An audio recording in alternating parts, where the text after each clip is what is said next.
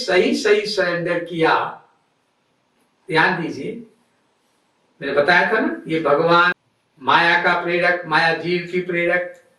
तो जीव ने जब सरेंडर किया तो भगवान ने कृपा करके माया को हटा लिया, ये हट गई। ये मैं कठोपनिषद बोल रहा हूं, ये हट गई। तो भगवान डायरेक्ट प्रेरक हो गया जीव का, और जीव हो गया बुद्धि का, बुद्धि हो गया मन, मन इंद्रियों के विषयों का इत्यादि। यानी जिस जीव के डायरेक्ट प्रेरक भगवान होते हैं, उस जीव का नाम महापुरुष। नोट कर लो, कभी मत भूलना। और जिस जीव की प्रेरक माया होती है, उस जीव का नाम मायाधीन पुरुष। साहब गलत सलत काम कराती रहती है ये माया देवी जी, कब वो स्वर्गे पठाए, कब वो नरके डुबाए। इस माया का लक्षण है। कभी प्यार से बुलाएगी, आजा आजा मेरे पास 1 करोड़ रुपए कमा ले, अरे IAS का इम्तिहान दे ले, IPS का, IFS का, IRS का, कोई इंडियन सर्विस का। फिर क्या होगा? अरे बॉस बन जाएगा, ऑफिसर, DM बन जाएगा, कमिश्नर बन जाएगा, सचिव बन जाएगा। फिर क्या होगा? अरे पैसे आएंगे, मान सम्मान मिलेगा, प्रतिष्ठा मिलेगी, और बन गया। और फिर जब एक्चुअली में रियलिटी में पता चला, तो इसी बरेली में एक IPS ने सुसाइड कर लिया। कितने IAS ने बिहार में सुसाइड कर लिया? क्यों जी, तुम तो बहुत बड़ी योग्यता प्राप्त किए हुए थे, 5 साल की पूरी तुमने मेहनत करी, IAS खाने का टाइम नहीं था, पढ़ते थे घर में, और सुसाइड क्यों किया? माया देवी जी के कारण। माया ने कहा आजा बेटा, आजा आजा आजा, छोड़ महात्मा फातिमा को, अरे भगवान भगवान को छोड़। अरे कौन IAS IPS करने से रोक रहा है तुमको? लेकिन भगवान की भक्ति क्यों छोड़ी?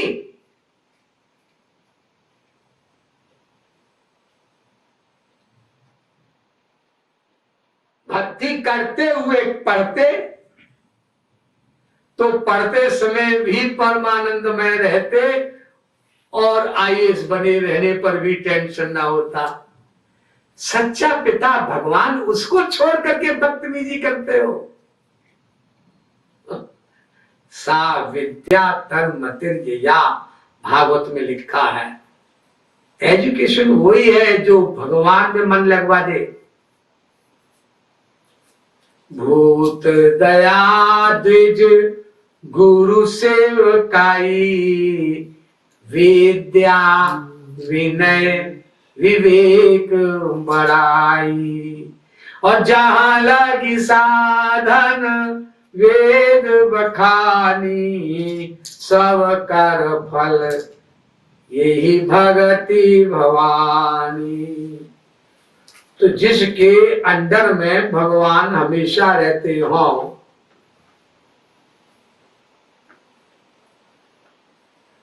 या स्वयं डायरेक्ट भगवान प्रेरक हो, संचालक हो, उसका नाम महापुरुष। तो इसलिए भागवत में बहुत अच्छी परिभाषा लिखी गई। गृहीत्वापि इंद्रिय अर्थान न द्वेष्टि न कांक्षति, विशोर्मायामिदं पश्यन् स भागवतोत्तम। संसार के सब सुख भोगता रहे निर्लिप्त होकर के। लिप्यते न सब पापे न पद्मपत्रो विवांसा, गीता। वो स्टॉप का महापुरुष हुआ करता है। तो जीवों के कल्याण के लिए ध्रुव ने, प्रहलाद ने विवाह किया या भगवान ने करवाया। हम लोगों का विवाह भगवान नहीं करवाते, खुद करते हैं तो चप्पलें खाते हैं। और महापुरुषों का विवाह भगवान ने करवाया और राज्य भी करवाया कि राज्य चलाओ मनमंतर तक, करोड़ों सालों तक। इसलिए लेखक कहता है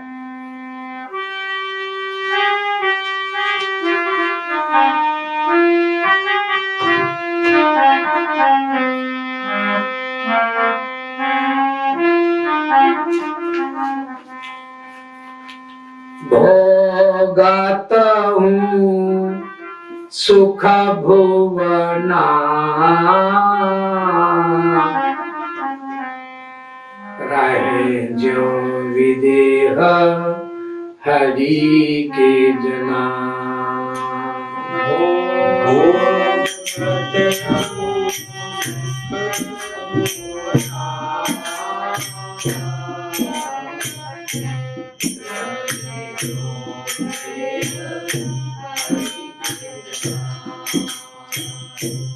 भोगत हूँ सुख भुवना,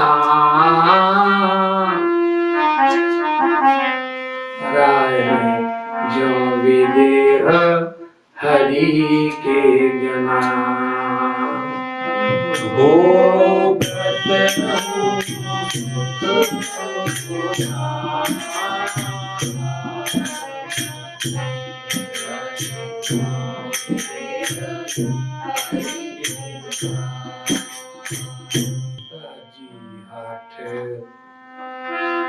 ताजी हाथ अब मान मना, जगद्गुरु तम कृपालु वचना।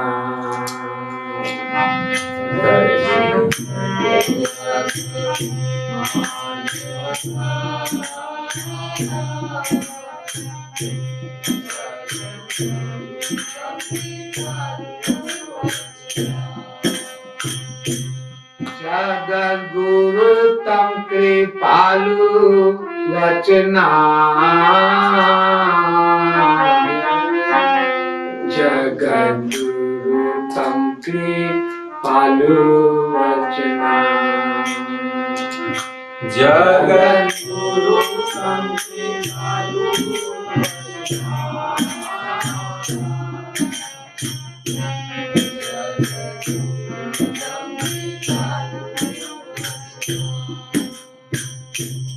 देखिए इसमें विदेह शब्द है, रहे जो विदेह हरि के जना। विदेह के दो अर्थ हैं। नंबर एक, जिसको शरीर का होश ना रहे,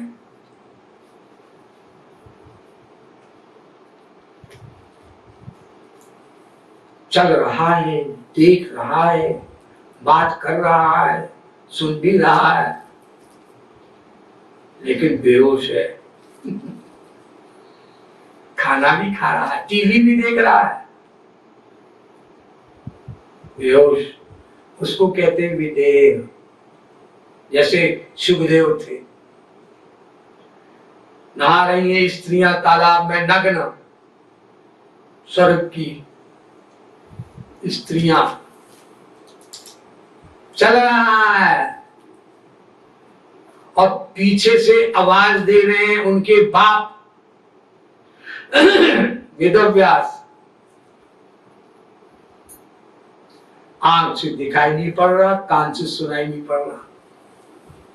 यम प्रव्रजंतम अनुपेतम अपेत कृत्यम, द्वैपायनो विरह कातर आजुआव, पुत्रेति तन्मयतया।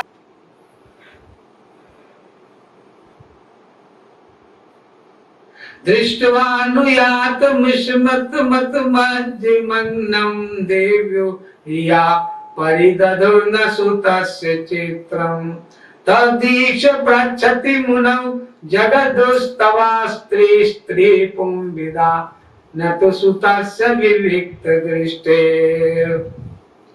होश नहीं। एक अर्थ बताया आपको। नंबर 2, विदेह माने भगवान राम की अर्धांगिनी सीता जी के पिता राजा जनक, जिनके बारे में आप लोग जानते हैं, पढ़े लिखे हैं, सब पढ़ते हैं। एक हाथ अंगारों में रहता था, दूसरा हाथ नग्न उनकी जो स्त्रियां थी, रानियां, उनके स्तनों पर रहता था। आग से जल रहा है हाथ, होश नहीं। स्त्रियों के स्तनों पर हाथ, होश नहीं। और ध्यान ब्रह्मों में।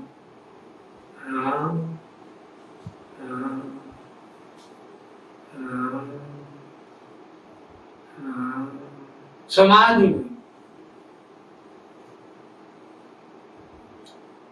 इसलिए राजा जनक का नाम विदेह पड़ गया। सारे महापुरुष ऐसे होते हैं। क्या मतलब? क्या वो भी एक हाथ अंगारों में रखते? अरे अंगारों में रखे ना रखे, योग में हो, भोग में हो, या गुफा में बंद है, उसे तो शरीर का होश ही नहीं है। तो योग में हो, समाधि में गए हुए सनकादिक मुनि की तरह चल रहे हैं, और भोग में हो, राजा जनक की तरह है, और या गुफा में बंद है। तत्व ज्ञानी के लिए आनंद ही आनंद है।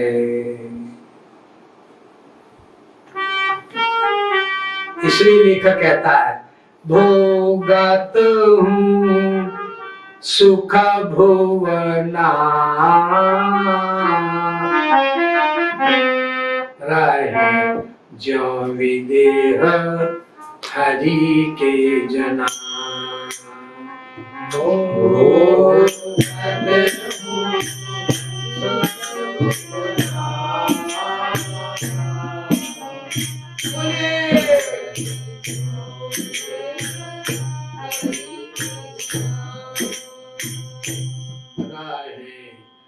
जो विदेह हरि के जना।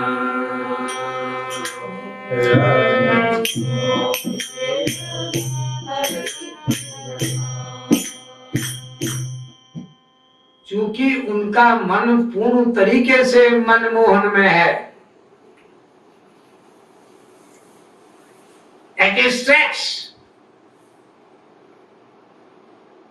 इसलिए उनको कोई फल मिलता ही नहीं, भगवान कोई देते नहीं फल। उस कर्म का फल देते जिस कर्म में मन होता है। तो संसारिक जीव करेंगे तो क्या होगा, सोचेंगे भी तो क्या होगा। इसका उत्तर अगली पंक्ति में लेकर देता है। मन सापी संत अनुकरणा, मन सापी संत अनुकरणा है सर्वनाश को निमंत्रणा। मन सापी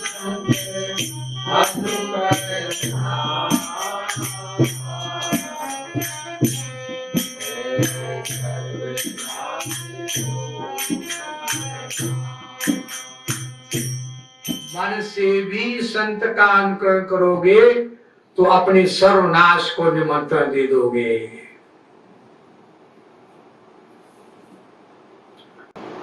और ब्रजकिंकर तो इस कदम और आगे कहता है, महापुरुष की छोड़ दो,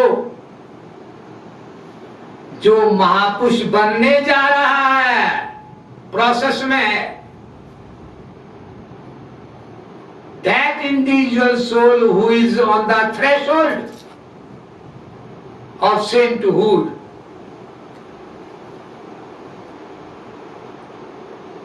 उसका भी अनुकरण सर्वनाश को निमंत्रण देने के बराबर होगा। ये जगत गुरु उत्तम श्री कृपालु महाप्रभु ने भी राधा गोविंद गीत में लिखा है। उच्च कोटि साधकों का भी गोविंद राधे, आचरण अनुकरण ना बता दे। जो महापुरुष बनने जा रहे हैं उनका भी मत करना अनुकरण, क्योंकि वो भगवान ही कर रहा है। तुम अंधे हो, तुम्हें दिखाई नहीं पड़ रहा, तो क्या दोष हुआ भगवान का। तो मन सापी संत, यही बात भागवत में सुखदेव ने कही थी परीक्षित से। नहींतर समाचरे जातु मन सापी है निश्चर विनश्यते चारण मौढ़्यात् यथा रुंद्रोब्धिजम विषम। 10वां स्कंद 33वां अध्याय सब पढ़े हैं आप लोग। तो मन सापी संत अनुकरणा है सर्व नाशे को निमंत्रणा। मन सापी संत अनुकरणा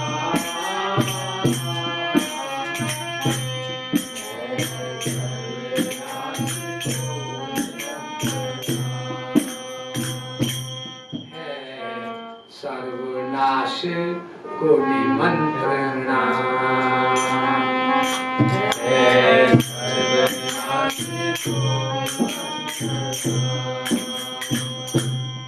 ये वेद में भी लिख दिया गया है, और वेद मतलब स्वयं भगवान। ये वेद को कहते हैं हम लोग पुस्तक, ये पुस्तक कुछ नहीं है, स्वयं भगवान वेद बन करके आए हैं। इसलिए खुद भगवान ने गीता में कहा वेदांश सर्वैरहमेव वेद्यो वेदांत कृतवेत्तविदेव चाहम् ज्ञानेस्माकं सुचरितानि तान्यतयोपास्यानि लोहितराणि। हमारे अच्छे आचरण के बारे में सोचना प्यारे, लोहितराणि, अन्यों के बारे में मत सोचना। तो जो लोहितराणि वेद ने कहा है, इसका मतलब कभी कभी यदा कदा कोई महापुरुष जीव कल्याण के लिए अशुभ आचरण करता होगा, अपना उल्लू साधने को नहीं, जीव कल्याण करने को। ध्यान दीजिए। तो मन सापी संत अनुकरणा है सर्वनाश को निमंत्रणा।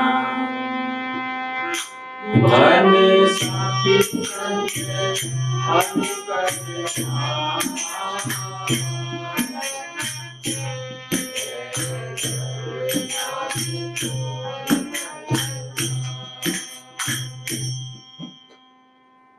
जैसे चंदन पर सांप का जहर नहीं करता असर,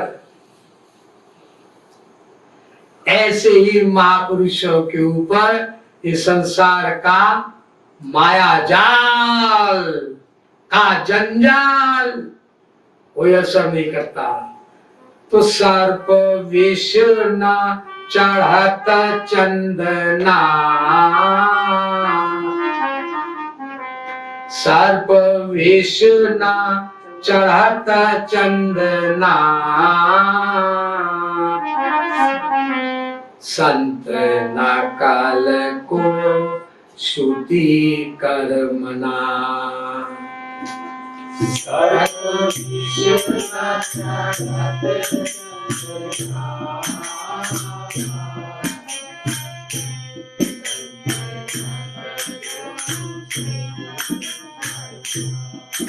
बोलिए चढ़त सर्प विष्णु चढ़त चंद्र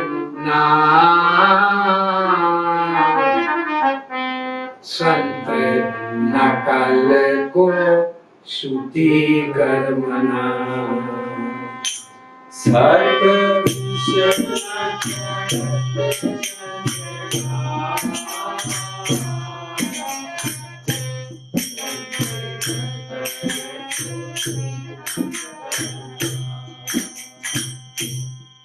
संत रहीमदास ने इसको ऐसे कहा है, जे रहीम उत्तम प्रकृति का करी सके कुसंग चंदन विष व्यापत नहीं लिपटी रहत भुजंग। जो उत्तम हो गए हैं, महापुरुष बन गए हैं, उनका कुसंग क्या करेगा। हम लोग नहीं बने महापुरुष, हर क्षण सावधान रहना है हमको। अनादिकाल से कुसंग ही तो चाटे हुए हमको। इतने अनंत संत आए, अनंत बार खुद भगवान आए, अनंत अनंत बार अवतार लेकर के, और हम वही माया में पड़े सड़ रहे हैं कुसंग के कारण।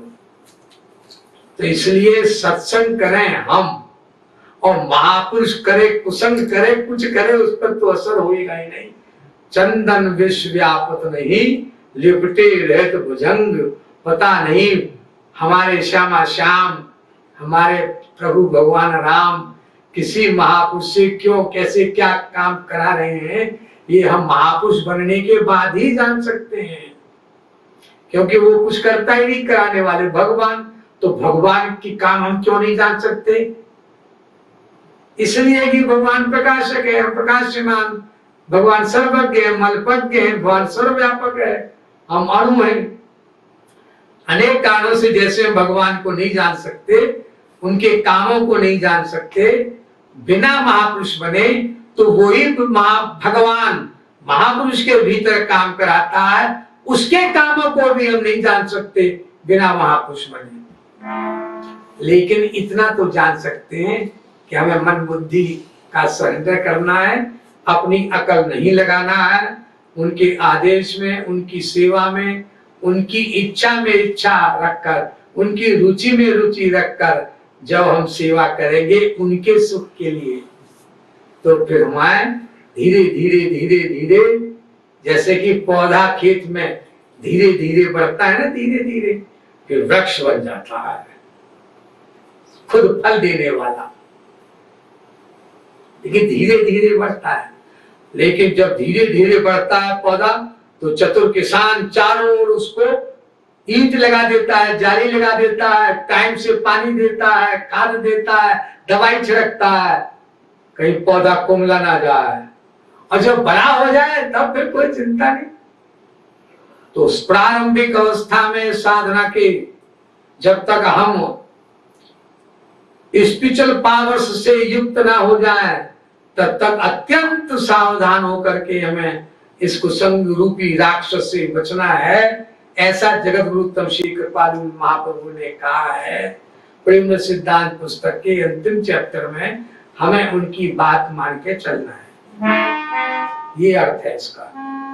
तो सर्प विष ना चढ़त चंदना,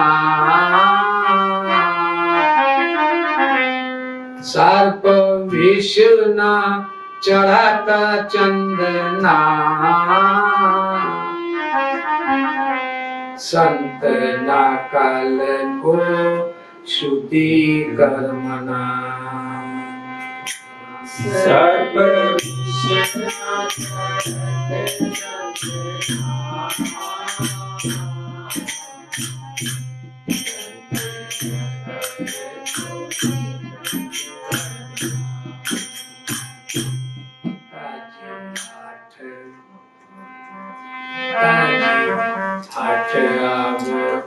मान मना जगत गुरु तम कृपालु वचना।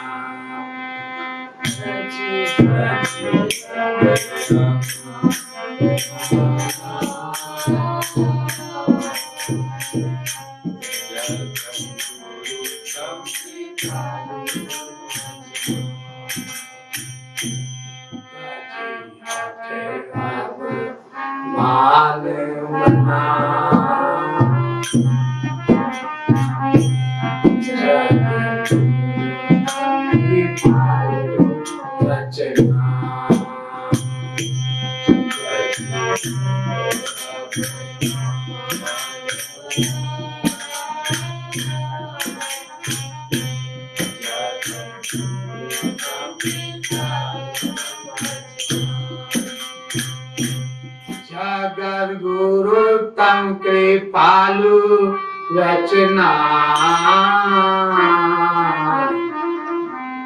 जगत गुरु तम कृपालु रचना जगत गुरु तम कृपालु रचना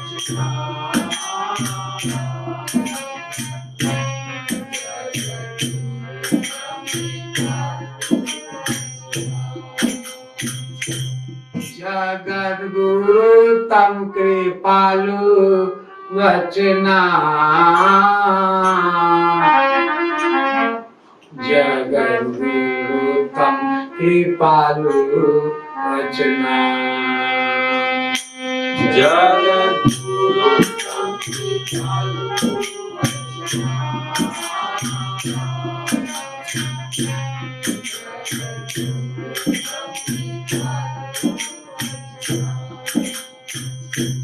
जगत गुरु तम श्री कृपालु महाप्रभु की जय।